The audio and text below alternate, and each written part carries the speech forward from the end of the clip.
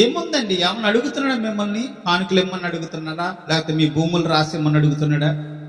లేకపోతే మీ ఇల్లు ఇవ్వండి అని అడుగుతున్నాడా? రోజు నా దగ్గరికి వచ్చి మహింపరచమని అడుగుతాడు. రోజు అడగట్లేదు కదా ఆయన, వారానికి ఒక్కసారి. ఏమడుగుతున్నాడు? మీ ఆత్మను నాకు ఇవ్వండి అని అడుగుతున్నాడు. మీ ఆత్మను నాకు ఇస్తే దాన్ని శుద్ధీకరిస్తాను, దాన్ని పరిపూర్ణంగా చేస్తాను, పరిశుద్ధంగా చేస్తాను, నిష్కళంకమైన బిడ్డగా నేను నిలబెడతాను, నిందారహితుడిగా నిలుపుతాను.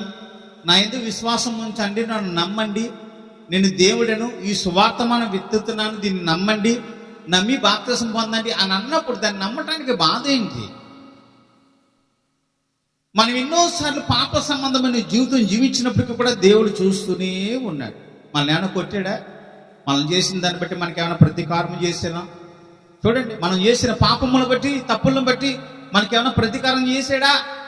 చేస్తే ఎవరు నిలబడతారండి? ఒక్కడ కూడా భూమి మీద నిలబడ్డాడు.